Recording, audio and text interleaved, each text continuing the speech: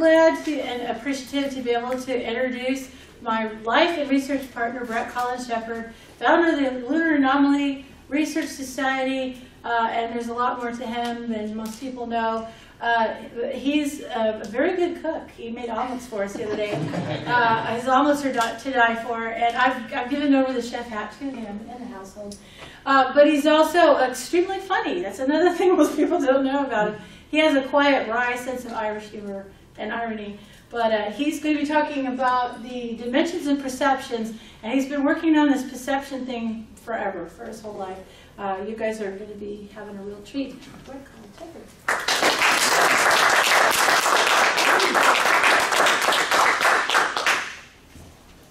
Hello, my name is Bret Colin Sheppard, and today we're going to be talking about the second part of Dimensions of Mars, about perception.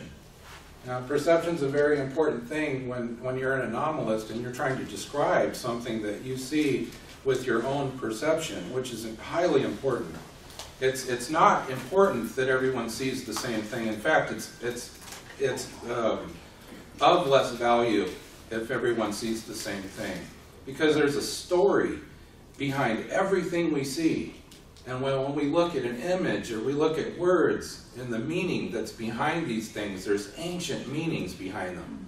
And it's like a comic book. Every time you view something with your own eyes, with your own imagination, like we were taught when we were kids or whatnot, you know, that before we were all made to get in line, you know, and tell this story over and over again about what someone else taught us. And what someone else taught us is, yes, it's important to have some concrete roots, you know, in education and all this, and but it's the things that they're not teaching us specifically that's so important, and it's some human superpowers that we had lost, you know, since ancient times. So today we are going to talk about some of these things that I had a little bit to do with, you know. This is Stanford CIA experiments, 1972 to 1985. Everyone knows who Ingo Swann is, hopefully.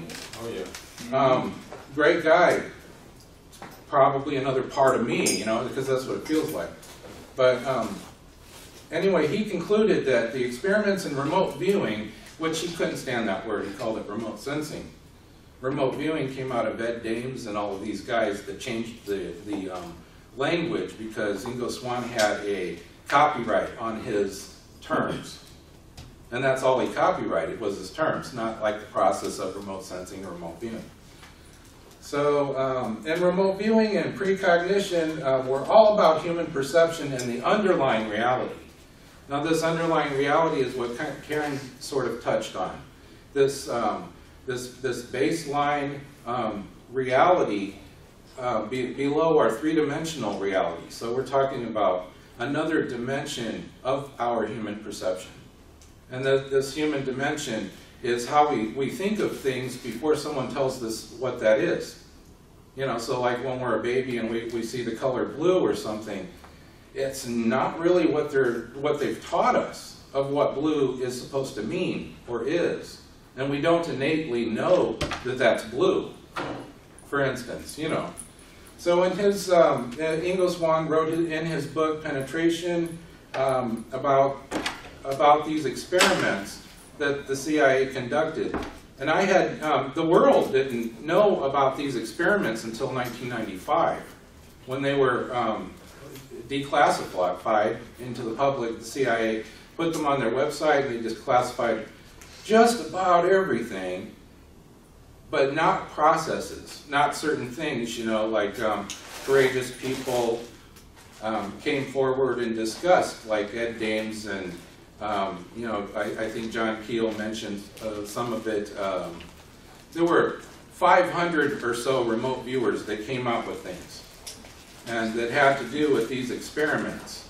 Now what's interesting is we know about the official CIA experiments, but what we don't know is that there were white hats, or whatever you want to call them, within that complex that didn't, that wanted some of these other ideas out about human perception.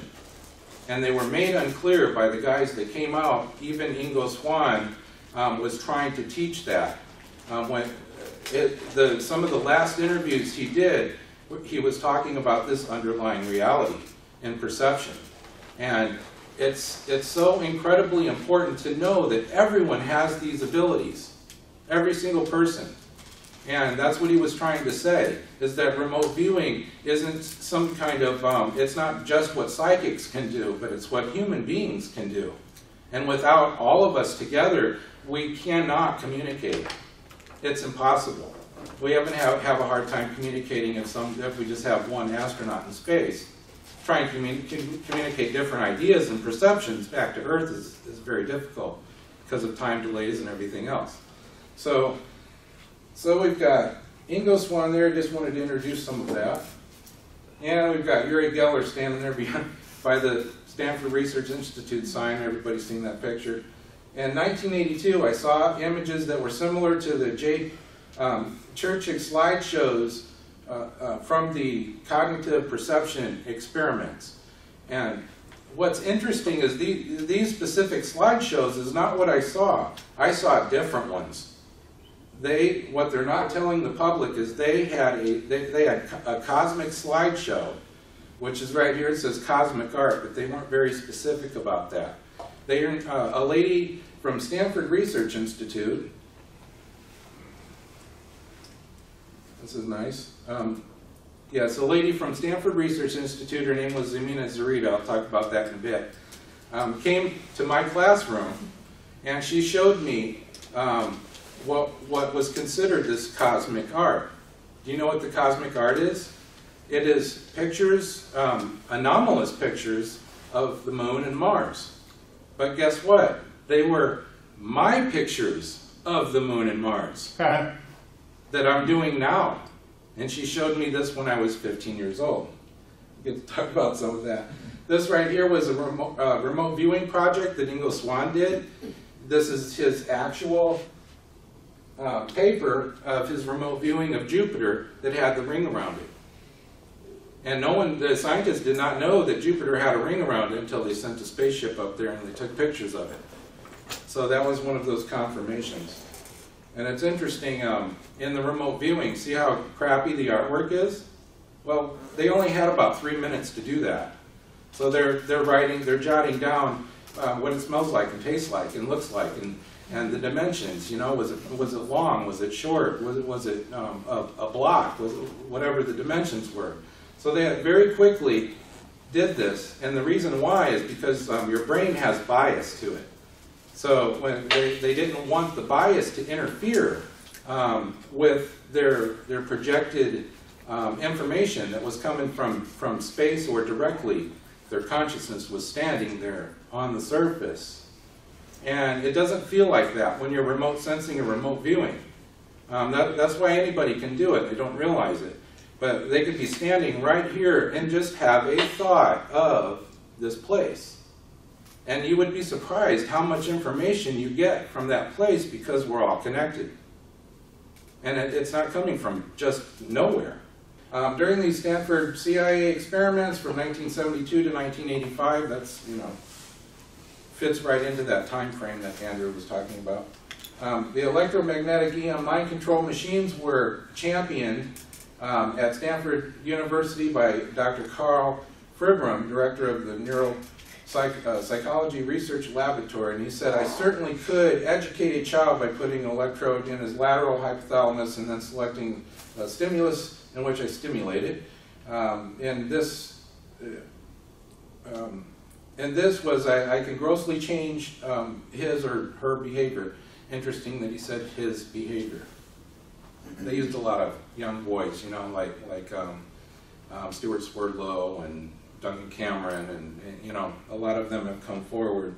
They did use girls too during these MK Ultra experiments, and they taught them different techniques, how to infiltrate different groups. A lot of them were taught to be sex slaves, and it's really patriarchal and horrible. You know, I won't go too much into that. He is credited for discovering that mental imaging bears close resemblance to holographic holographic projection. So when the stimulus comes into your eyes and it cross-references like that, your brain turns that into a picture, you know, right inside your mind, and it's very, very similar to that, you know, like please help me, Obi-Wan, you know, the little They've figure in actually your found mind. that it's using when you're remote viewing it's using going to the same visual cortex Right. that your eyes do. I'll get that. Yeah, I've got a really good picture of that too. Okay, the Mars image in particular, and I'm only going to talk about one Mars image mostly. You know, but this particular Mars image that we're looking at here was the one that they showed me when I was 15 years old. Well, it didn't exist until 1997, this particular picture, but I saw it in 1982. So that was a very interesting, shocking thing that I looked back on. This image was introduced to me by Amy Evans later in life. But the lady that showed it to me back then, her name was Zemina Zarita.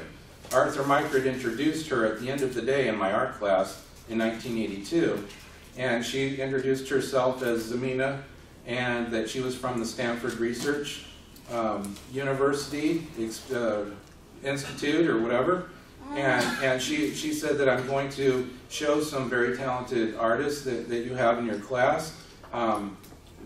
She had my art teacher pick a couple of us or whatever, and he couldn't pronounce her name, so he called her Noxzema. So that's how well I remember this incident. So at the end of the day, let's see, in 1982, this was the Mars image, and it was shown to me in my art class at Thornton Fractional South High School back in Illinois. The problem with this is, like I said before, it wasn't, this picture wasn't even taken by any craft or anything, or camera, until 1997. So this is some kind of weird thing, because it's the same exact image that I was triggered by 40 years later. So when I was triggered by this image, I saw all kinds of things. And when Amy Evans said, "Could you please look closely at this particular image?" You know, and she said that there's little people in it. There's all kinds of civilizations going on or something. You know.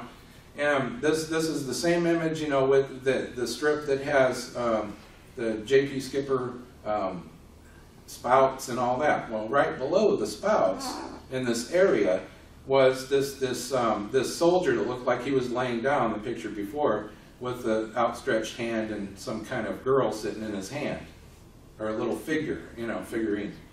When I was looking at these images back then, these were a couple of other images that they showed me. This one right here is a little guy, you know, looks like Conan with his outstretched hands, you know. I don't know why it's there.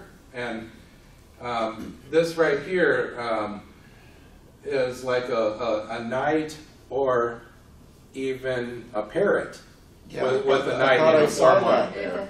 Yeah. And here you got the dragon coming out of the cave right there. So this coincides with the theme of this entire image, which would be St. George and the Dragon. This whole story, you know, of St. George coming along and having to save the king's daughter because for some reason, you know, she's trying to play her cards, you know, correctly or whatever, and she's going to put herself in the lottery because she feels bad that they, you know, that her name was never put in the lottery like everyone else. So there was a big sacrifice issue there or something, and the princess put her name only in the lottery thing so that she would be sacrificed to this dragon. The king, you know, being a cheater always, you know, told King George, "Please save my daughter," you know, from this beast by killing the dragon, you know. So he says, "Sir, yes, I'll do that, and I'm sir whatever, you know, and I'll go do that." So he did that. This image right here is very interesting. When Zemina showed it to me back then, this is what she said about it, that this was a reptoid that this being had killed. Has something in his hand that he had knocked this one out with or whatever. and that this being right here is holographically projecting a little girl to fool this being right here. Oh, wow. And this being is pointed up to the sky. So whatever this being is asking this one, she's like, it's there, it's up there, you know. And then there's a bunch of trapped humanoid figures inside this lava tube, or this encasing. It's very strange. The encasing looks similar to like a larva, like a bug larva or something. And you can see through it. It's like crystalline or glass or something like that. But that is what Zemina Zarita told me that was back then. And she showed me hundreds of images like this over and over, and she said, well, what do you think about this? And, you know, she was introducing this as being done by several artists, you know. So it was surprising to find out later, you know, that these are the ones that I colorized, these are the ones that I showed everyone, you know, from what I perceived these to be, you know. So here we are, we've got this strip that everyone knows, I hope, that does this Mars anomaly stuff. Well, what you have here is the same image that the Farsight Institute remote viewed, this big cluster over here. It's a dome, and they remote viewed to find out that there's a bunch of structures underneath that dome and everything else. Very complex, right? Yes. Yes. The results. Yes. And then we've got J.P. Skipper's discovery, and he talks a lot about this. I've always thought J.P. Skipper was a pen name for someone else. I'd never seen the guy. I don't know where he is or whatever. I tried to contact. So anyway, he was the discoverer of these water spout looking things, these water chutes. And this is the Aram Chaos region, so every spring the caps melt and it floods. Every spring. That is not frozen CO2, that's frozen water on the ice caps of Mars. And I was told that by a NASA scientist, you know.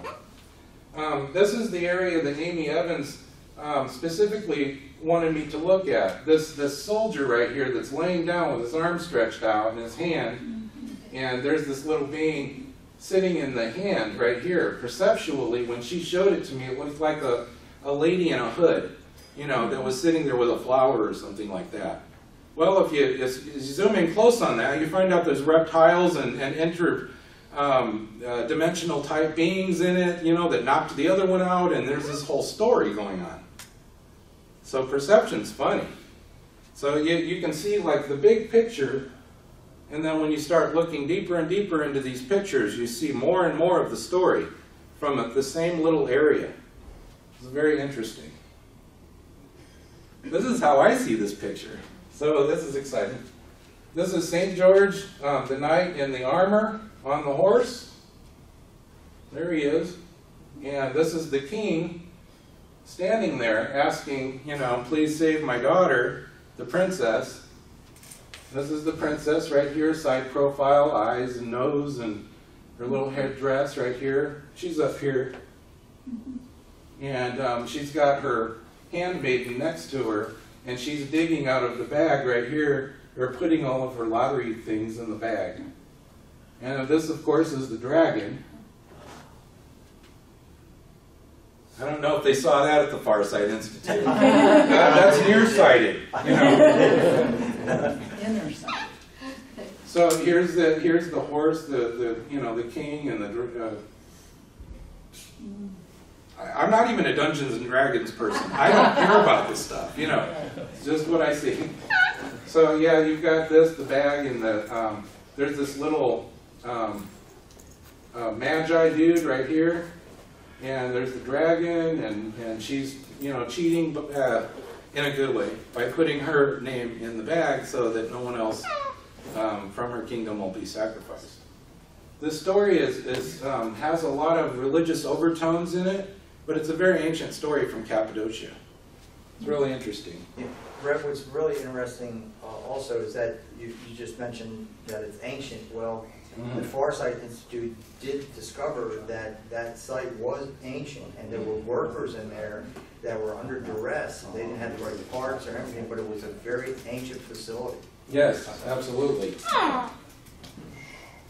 So here we go. This is the same remote viewed by the Farsight Institute. The underground facilities, I remembered that. And it reminded me of the story of Cappadocia, because as you know, in Cappadocia, Turkey, there's an ancient underground city under there that can hold 20,000 people.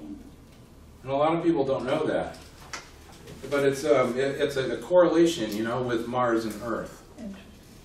It's a very neat little correlation. This is the other water spout I found in the consecutive strip image. And if you turn this around, it's really weird. You see, you know, people that are having an actual masquerade party. When you turn that around, it's a very strange thing.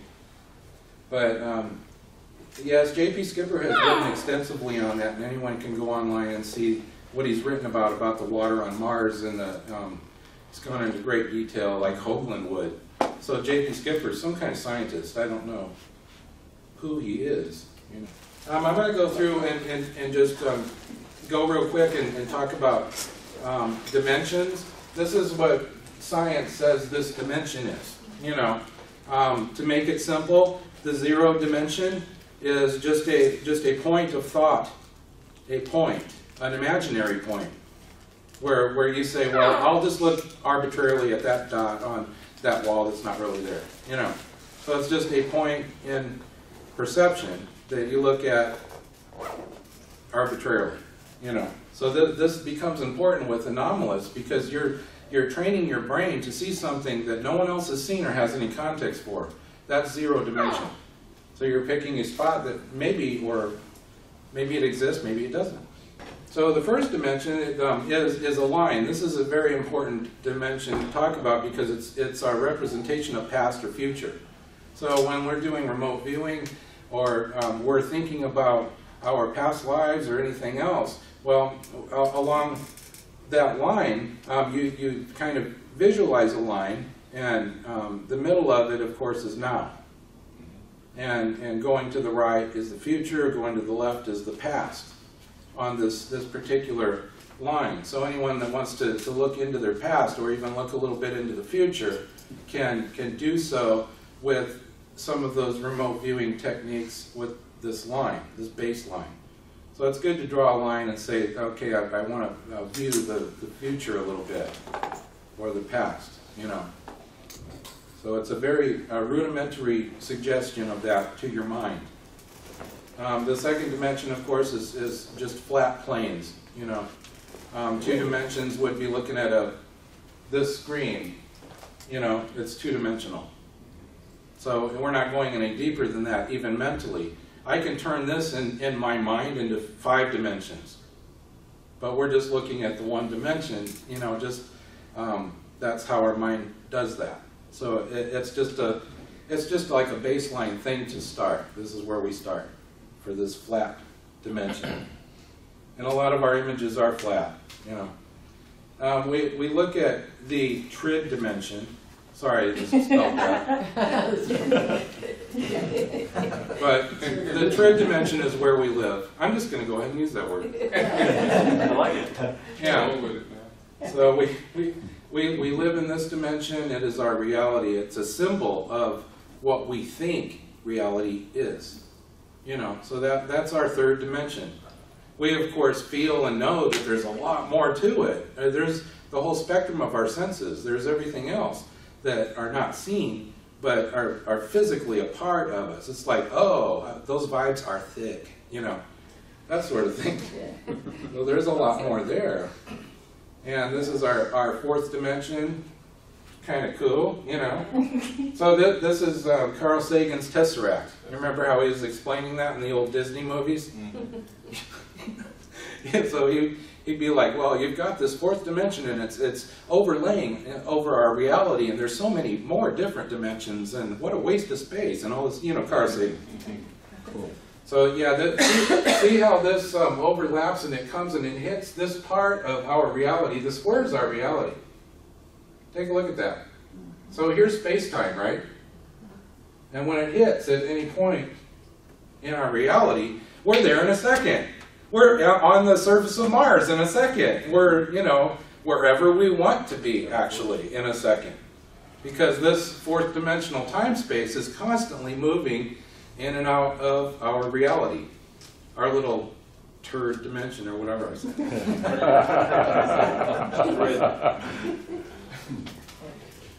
So here we go, the fifth dimension. I can't even tell you how many times I was promised sex in the fifth dimension. That is never going to happen. So don't go to that dimension, it's a letdown. Yeah, but you know, I fell for it. I was like, I was trying to be real new agey. I was trying to get into it a little bit or whatever. They turned out to be Nazis. You can't be enlightened enough. So this sounded very familiar to me. It sounded like sugar-coated Christianity. And I wasn't buying it.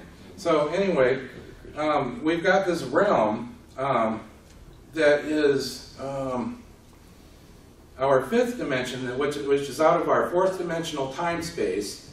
Time and space, time in particular, is a good representation of the fourth dimension. So if we think about some of the concepts of time, when we get into the fifth dimension, we're getting into something that's abstract. It's unknown. It's the morphogenic field. It's the weird stuff. You know, it's the things that aren't popping, that are popping in and out of reality, and it could be, or maybe, or not, or whatever. These are where our ideas come from. And this particular dimension is wonderful for artists. They can fly there in their right brain and go to that dimension really easy. You know, so it's kind of nice. I don't know if it's a place, because it never feels like it's a place. It feels like it's right here. So these fifth dimension, you know how people say, well, we're gonna make a Nazi new Earth, you know, and you guys aren't allowed because you're warmongers and we're leaving your asses here, you know, screw you. You guys aren't even human, you know, and all the. Well, that's where it all starts. When we don't consider ourselves human. You know, yes, there's so many bad people on the Earth, but why are they bad? I think there's only bad energy. There's no such thing as a bad person. There's bad energy. And there's good energy, or however we perceive that. But even good energy, you know, as you know, to us can be considered bad by some others. And so it's a very strange thing. And this is what's going on in our minds in this fifth dimensional space, which is morphogenic and it's constantly changing. This is where opinion comes from. You know. So yes, and then there's light. Light is fun because it can go through all of our dimensions.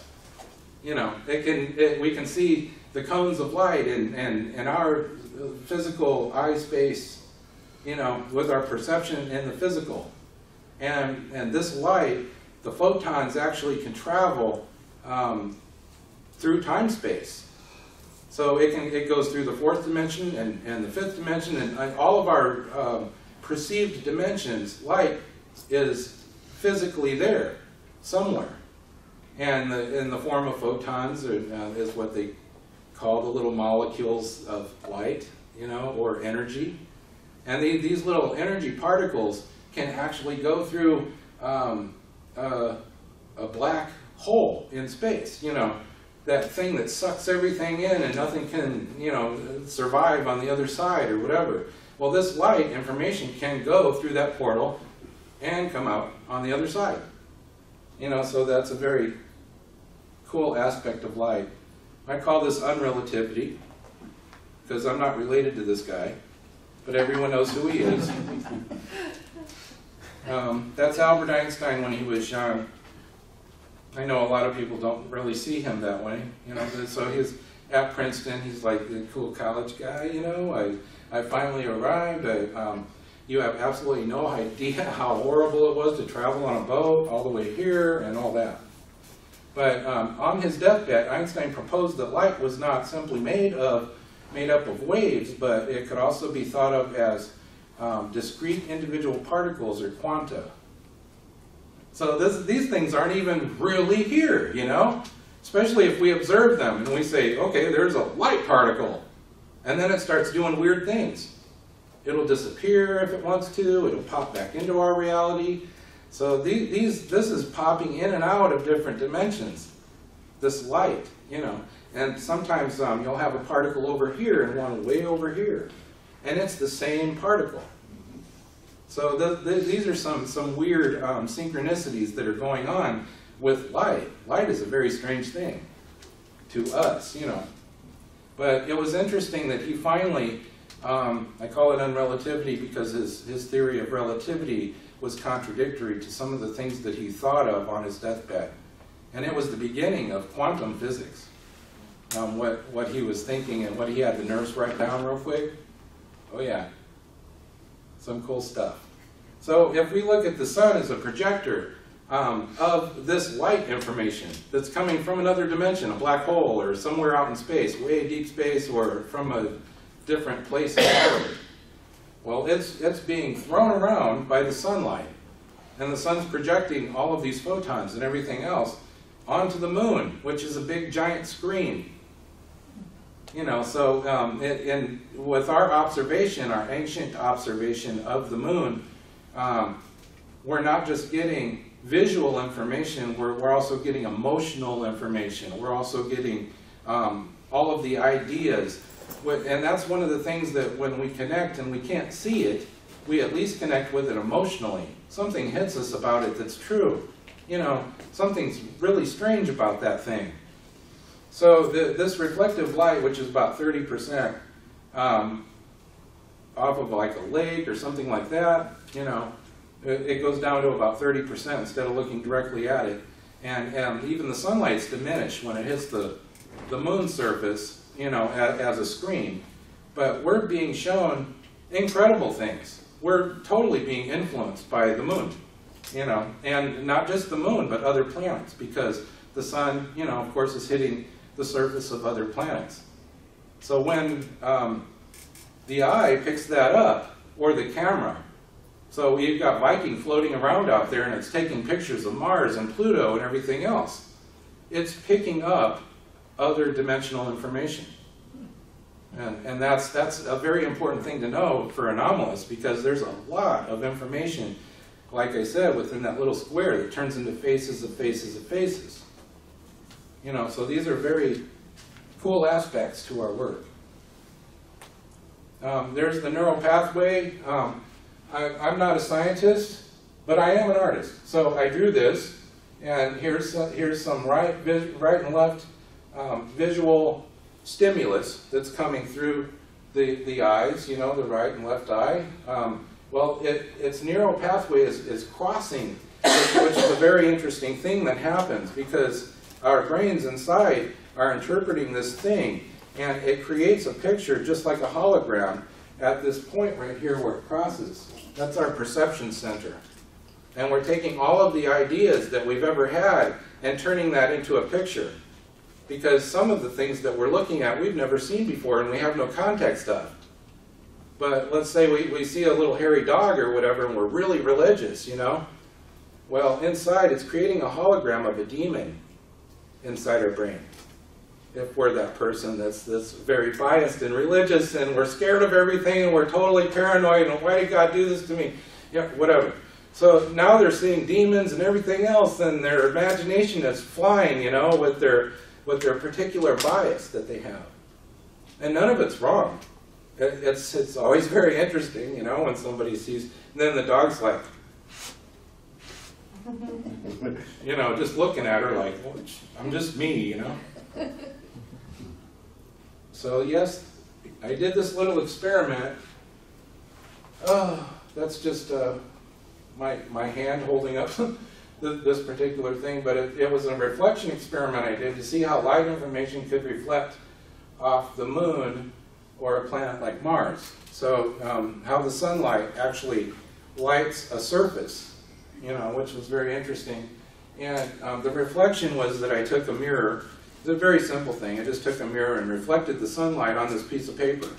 Well, I started seeing all kinds of patterns all of a sudden on this piece of paper. You know, normally people would say, big deal, you shone a light or whatever, trying to, you know, burn your paper or whatever. But what was interesting is the reflection from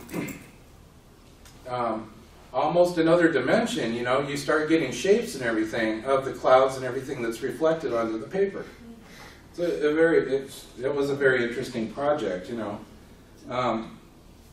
It was just a very simple demonstration of how I see things, or why I might be seeing these things, you know, and what dimension they could be coming from is impossible to determine. So here we go. On the lunar surface, that's not real. I stuck that there, you know, just for demonstrating. This is real up here. They're satellite dishes along a crater. And this was confirmed to me by Vance Davis, who came to the Scottsdale UFO Congress, and he said the guys, whoever, the spooks, called him and said that he needs to tell me this information right here.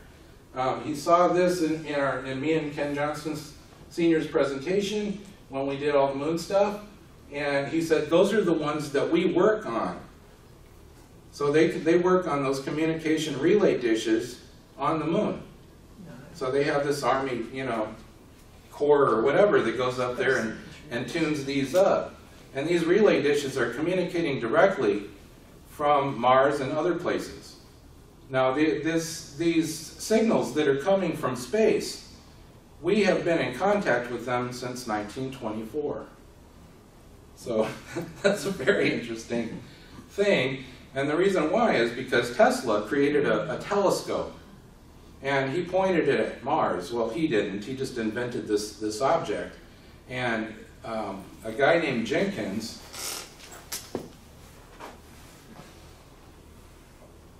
let's see here. So yes, where am I at here? On October 7th, 1971, while conducting exploratory RBS, remote biological sensing experiments, Riverside County, California, field instrumentation, organic transducers complex, intercepted a train of apparently intelligent communication signals, light spacing, and discrete pulse impulses. And they were using Tesla's radio telescope to get these signals.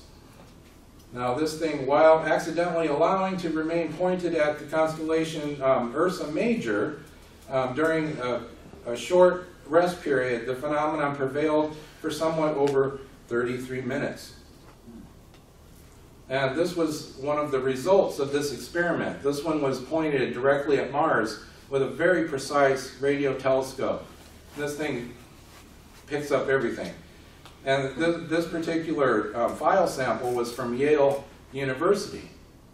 That's where it ended up anyway. So this Jenkins experiment, C. Francis Jenkins, he was the inventor of the radio photo message. This is what's cool about this right here, is that they took his telescope, which normally heard sound, and they turned it into a graphic. So this was recording this graphic thing, this communication from Mars, and what they were getting, or when they were analyzing some of the sound, pointing at Ursa Major or wherever out in space, this one particularly Mars, was this t-t-t sound, and these bings and these beeps and all of that. Now this particular file right here has never been heard in public or any time, even by these scientists, because they weren't trying to make that a sound. They were doing their graphic experiments. Now this graphic experiment produced this picture right here of the Martian with the antennas that Andy's talking about. And this came from, this was in 1924. This is kind of cool stuff. Here's another one down here. They have those little appendages. But yeah, that one particularly, you can clearly see that has, you know, antennas. Now this particular sound file, I analyzed it and I turned it back into a sound. But in order to do that, I also had to allow for the resonance, because that was a 4-hour file. So what I did was I stretched it out in its regular time space that we could understand. You know, So right here is what Morse code looked like, and some of these beeps sounded like an M and an E as far as these go, like 2 dashes or what we got here, or just the just the short beep, Just a dot, yeah. And this is what I think that they heard when they were pointed at Ursa Major and that, and they were collecting these sounds, and it sounded to them like Morse code, and they were actually able to communicate with those beings by sending the sounds back. And they got to the point where they found they could teach them that we're human, you know, and this is Earth, and they said that that's Mars, and we are this, and they called themselves this really long number, you know. It's really cool stuff. And hopefully this will play okay. If not, I will try and play it. But this is what Mars sounds like, and the beeps are unidentified. And it wasn't some kind of corruption in my file or anything, because these are not at the end or the beginning of the file. It's happening, you know, consecutively throughout the file. So this is, there it is.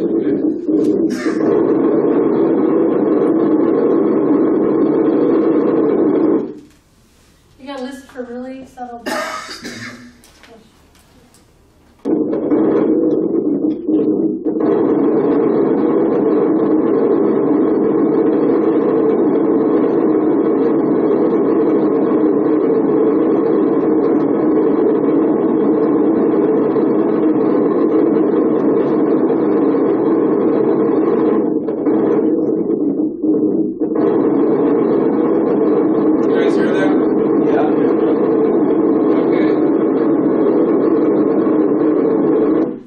Yes, that was done in 1924. So what could possibly be making that noise in 1924, you know? There were the Morse code machines or the telegraph machines, but they weren't quite as far along at that time. So, you know, but that doesn't sound like radio, you know? That doesn't really sound like that. They're very direct. 2 beeps, 1 beep, you know? So these beeps were attained by pointing this thing directly at Mars. So whatever was floating around out there in space was very interesting. When who mentioned the Black Knight satellite? Because it, yes, Billy. The Black Knight satellite could be one of those things that could possibly have made that beep. Right. You know, so it's a very interesting thing. This beep tells me that there's something out there in space that's engineered. You know, this isn't from my program. I can't even duplicate that on my program. I've tried, you know. But that is, those are definitely beeps from this 1924 file from Jenkins. Very strange thing. So the other one just does the isolated beeps. Do you want to hear that? Yeah, That's what you need to I do. want to hear the beat. It really helps you hear him. Oh, God, yeah. It comes right through. Back up one. Arrow. Both rows.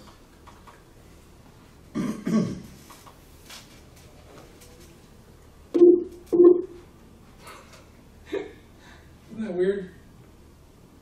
Okay, let's see. Do it again. Here. Let's see. How do we get it to go round and round? Give me a loop. Yeah, that's what I was trying to do.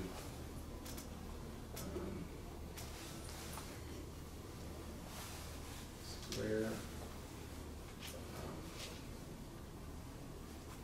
Yeah, I don't see where it actually loops, but I'll just keep playing it.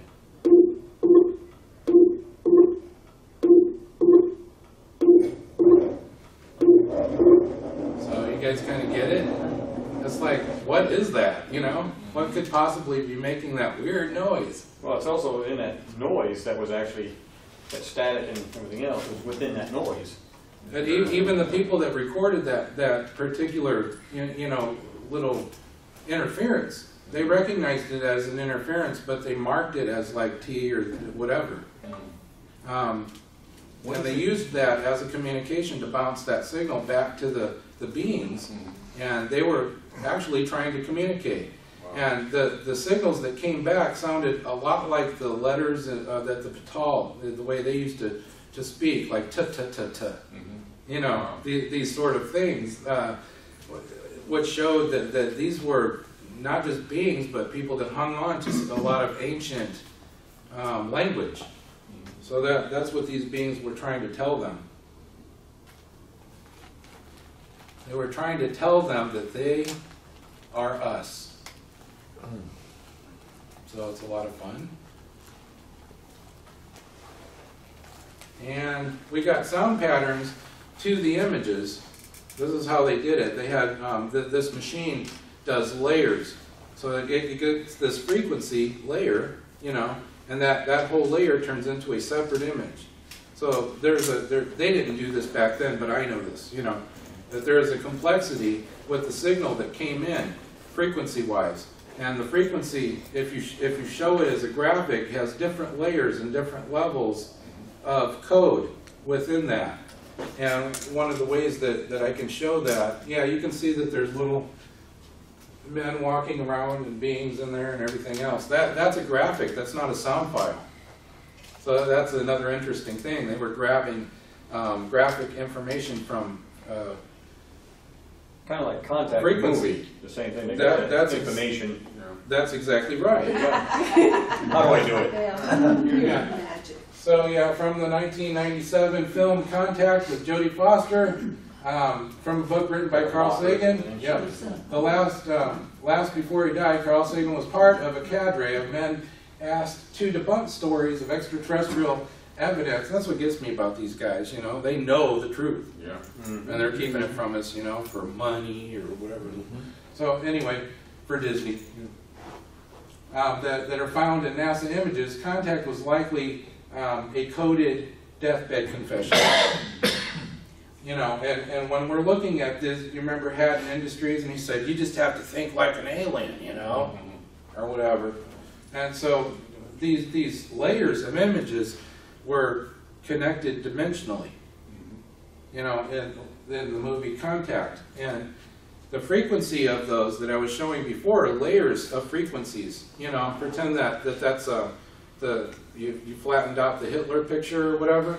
Well, through that you've got all of these bouncing light information things that work with a regular television or anything, RGB and CMYK, all of these things, these frequencies of color and information are coming through in different layers. And these dimensional layers are simply the perception that we see when we look at a television or something. That's how much they have us pegged, that we're going to see the intended image. Now, the intended image, well, that's what we were trained to perceptually see. Now, the thing is yes, if we think like someone out there, we see not only that differently, but we see the whole planet as one entity, as one species, that are all connected. They're interconnected with our morphology is completely connected. We're made out of the same crap that the Earth is made out of. It's everything is the same. And we've got in some of these Mars images, we've got the J.R. Tolkien theme all over that image. This is the same Mars image. And here you've got, little Bilbo or the Hobbit or whoever, toasting his feet by the fire. And you've got these weird fish that Andy was talking about. Looks like flower people or fish or whatever. And they're singing, inside here. But it's very Tolkien themed. You've got the big tree under here that's holding all of this stuff up. And let's see, where's his face? Yeah, this guy. And he's holding all of this stuff up. There's smog, This old story that Tolkien told of the Hobbit and all of this, was a direct story from Cappadocia, the old St. George and the Dragon story. So this is just a continuation of that old theme. We've got right here the Wizard Gandalf. You know, you can see him with his cane. And you've got Sauron trying to poke through here dimensionally, and we've got this big spider. We've got another little hobbit. I couldn't really make him out clear because whoever did this artwork, anyway, there's a really crooked little weird hobbit right here. It's probably you know, that little creepy one, you know, that tried to steal his ring all the time. Yeah. And the Golem was trying to steal his ring all the time, so he's in there right here. So yeah, it's a very weird little thing, right? Perceptually, I did a little drawing over there. And right here, you've got this big Treebeard guy. What was interesting in the original stories of Treebeard, you know, it came from the word ent, forest ent. An ent meant giant. Really, you know, it was sort of a Hollywood thing to turn this into a tree. Treebeard was just described as, you know, looking branchy and rugged and everything else, but he was just a forest giant. That's what he was. And right here, we actually see that part of the story without doing any research at all. You know, these things are appearing, these esoteric ideas and old things about our old stories. So our old stories weren't even told to us the way they used to be. They've changed, you know. And this right here is a little hobbit guy. I guess he took one of them or whatever in the story to go fight Saruman or whoever. I think he was going toward the mines or whatever to dump water in the mine and disrupt all that. But you know, this is a very strange thing. This is that water spout, the same water spout, you know, that I was pointing at earlier, the third one, and it's just amazing. You've got this guy down here. You can see his face and everything. This giant pelt, and that's another thing that's in these images, is they were wearing cold weather things. You know, not these little frolicking medieval type of outfits or whatever, but they were in cold environments. So it's another reflection on what Hyperborea might have been like. This really cold weather with all of these gods and you know, these myths of gods conquering the world and all of this. So yeah, it's just like Theseus. I've seen him too with the cold weather bear skins on and everything else, because these people were way up north. They weren't down in the Mediterranean in Greece for the summer, you know. They weren't wearing their little skinny shorts and all this stuff and these little dresses and Roman type, you know, outfits and whatnot. So it wasn't like that really, not up north, where all of these stories came from. So it's a little different. So you guys remember this image, I hope. Yeah. Yeah. Well, that whole thing in my perception is a lion. It's a lion, you know, just looking at the surface of it. And like I said, the deeper and deeper you go into this, you find more and more symbolism. You have this lion. He's not only a lion, but it's from the ESA, right? And he's wearing a bobby hat, which came from the Kaisers of Germany. You know, so this stuff starts getting really weird, you know, if you start thinking about not just that, but the symbolism. And here with, you know, like on Billy's diagram, you can see the constellation Leo, or Orion, sorry. You got the 3, so everything's there. Another thing I see is the lion is crunching on some kind of bony dude. And he's liking it. He's like, yeah, I know, this is good. Or whatever. Here's the face on Mars right here. And there was another little face that looked kind of like Winston Churchill. Somewhere down here. But yeah, the more you look at this image, the more symbolism And the symbolism is obfuscated. It's like broken up. Yes, yes. I'm getting there.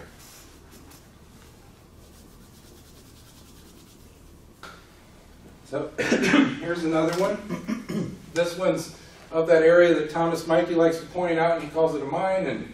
And I see a lot of other different things as well as that. You know, this right here, it goes along with the Cappadocia story with the bee. It's very Sibelian, you know, where the people underground ate honey and wheat, you know, things that could sustain them for a long time. I don't know what catastrophe happened, but they all went underground. And this right here looks like a big old flock of bees or something, or butterflies or something like that. And this right here looks like a big giant insect, like a bee. And you've got a guy with a Phrygian cap running up the hill with a pot of honey. You know, very strange stuff. You guys remember this image? It doesn't look like much when you just see it from NASA's perspective, you know. But I colored it for you. So you can see the turrets over here. That were kind of like in William Whitecrow's. Is that his name? Yeah. Yes. Terrible. So this is one of those turrets that they have there, like an old weapon. And this looks like a part of an old ship. It's really weird looking. And this looks like one of those either a mech or a biological creature that's running across the surface. Really weird. And right here, there's a guy carrying a drum. This is really strange stuff, but that's either reality or it's part of the picture that Mars is trying to show us, you know. Very strange. Right, if I might interject, there's Sure. a number of photos where you get a landscape like this that's kind of dark into these crevices and so forth. And we see kind of white blobs. I just want to, I mean, I'm sure that many anomalists, or most of us, have encountered this. You're dealing with the Homo martis Martians in their black caftans. So the black fades away into the crevices, and you're dealing with basically this sculpted landscape that they're just there. They're just there. They're recreating, or they're just there at that point in their existence. And we tend to not get a very good gestalt of it because there's the different forms of data distortion that oblate key details, where if it was a photograph of some campers rock climbing in, you know, Yosemite or something, you'd say, oh, there's 5 people down there around this rocky landscape. So we've got a lot of this in the pictures where you're getting sort of blobs of light, which are in fact the heads of the Martians, and their bodies are fading away because they're wearing black clothing that's fading into the darker areas of the landscape. I think this might be an example of that. Oh, If yeah. you sat here for 10 minutes, I think they'd start to reveal themselves. Yes, there's a lot of that going on. It's really plays games with your perception, with the right and left brain thinking, you know. Just like you invert images in your mind, you see totally different things. That's a lot of what's going on here. Is it going that way or this way? You know, is it raised up or is it sunken in? Is it an inning or an outie? You know. So yeah, a lot of that is going on. But I've looked at enough images to where I know that that's 3-dimensionally there. Yeah. And that's 3-dimensionally there. This old turret, and whoever that guy is. Not exactly sure about that, but he's showing himself there. I don't know who that is. You know, it looks like somebody doing a job. It really does. It looks like, and there's actually another one. This is the lower part of that same image. This looks like someone else doing something over here. They're sitting and doing that. This is some kind of rock, and this guy's coming around carrying this box or whatever that is. And there's this weird little house, even if that's gigantic and not real, then you've got this little house over here that might be something, and you've got these weird little vehicles or whatever that is. I don't know if they're energy pods or no idea, but they're very strange looking. They kind of look like some of the vehicles that I've seen described by people that see UFOs. And here's one, I don't know if this was ever pointed out. This is the same area that the Farsight Institute viewed, and This right here is some kind of pipe that's sticking out of a well or something like that. And I colorized it so you can see it a little better, but that's it up there. And this little thing is right here. If you guys want to look up that later. But that's weird. That's some kind of intake pipe or something for this big domed area. I don't know if that's an intake pipe or something that's actually blowing stuff out, you know, like carbon dioxide or something like that. Very interesting. And here's the interdimensional aspect of this guy right here. It's really strange, you know, because overlaid is this little girl that you can see from the back. You can see the back of her head. She's like a redhead, and this is her hair right here, and this is her arms, and you know her body. But it kind of melds into this really awful-looking, you know, reptilian-looking guy that's sort of not really in the reality of the picture. And right here, he's got a thing in his hand like a caveman, and like he just knocked over this reptoid right here.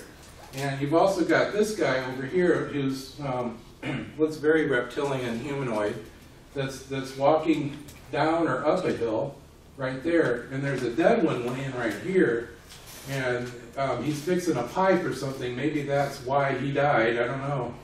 And then there's this little dragon-looking thing, or this small, almost looks like a little reptile dog, you know, that's walking along with him. It's a very strange image. So we've got this one right here. This is the one that Thomas Mikey has shown, and other people. We saw William Whitecrow's image. Those are some of the dimensions of that particular object. I just thought it was neat. Other people studied it. It was great, you know. This right here has the whole Mermaid Poseidon story in it. If we look at it, here's the little mermaid right here. She looks like a Barbie doll. I mean, it looks really weird like that, you know. And let's see, over here you've got the sea hag. You've got the Ariel or whatever her name was, getting legs from the magic of the sea hag. Here's the prince, you know, calling out to the sea or whatever. Here's Poseidon or her father right there, and there's the pelican bird that was in the story, and here's another version of the sea hag right here that, you know, she was like the wicked stepmom or whatever in the Disney thing. It's an old Hans Christian Andersen story, actually. Very cool. Right here we see a city on Mars. This is like an embedded cow right here. And around that cow's head, same one that Karen was showing with the mermaid in it and everything. From another perception, this is a cow with a big eye, you know. And you've got this really strange architecture going on in these hills. So I just wanted to show that one real quick. And right here you can see the whole cow. You guys see it? Uh-huh. Big white cow? Yeah. That's how these are. You see the big picture and then the little pictures inside it. Are those beings standing up on the top ridge there, towards the top third of the image? It's very possible that they're possibly standing along the top third. Oh, yeah. Cliff yes, yes. Yeah, from another perception, that's exactly what I think too. They're standing there in another dimensional perception or perspective. You know. Wow. So here we go. We've got this one that I was working with Mark Steele on. Mark showed me this picture right here, and I found it on the internet, the unobfuscated image that was used by NASA to obfuscate that as texture. That's it. Busted. Well done. Yeah. Let's see. Mars? Yeah, go back for a second. 50s automobiles? Yeah, they're using the picture to make a texture on the layer. Yeah. Yeah, see how they take this morphogenic AI that we call a computer, you know, and all of these textures or whatever are blended to make certain different textures. That's why you have the computer tries to make sense out of it all. when they use textures from various different images, like a bunch of Disney images or a bunch of cars or something like that, the computer organizes them back. It tries to organize them back the way they were, so now it's themed. You know, so there's some of that going on with that complexity. Okay, regarding embedded art in space images, conceptually or theoretically, during the digitization process of the space images, there may be randomization from a huge database of images from our human history, stories, and folklore that is somehow reassembled in a computer-generated morphogenic AI. And our technology, if our technology came from ET, this would explain a lot. I would also add that dimensional natural sunlight may be the culprit in the reassembling process and final image, the final images presented in very unusual creative ways. I think NASA uses this as added CGI texture without that intention. You know, so they didn't know, they didn't seem to know what I was looking at, you know. So a well-known NASA artist told me, Don Davis, you know, told me once that during the process, detail, texture, and extra pixels are added, and that could be why I see more of these strange things artistically and imaginatively. It is our perception that unites our world into one complex living spirit called creation. And thank you.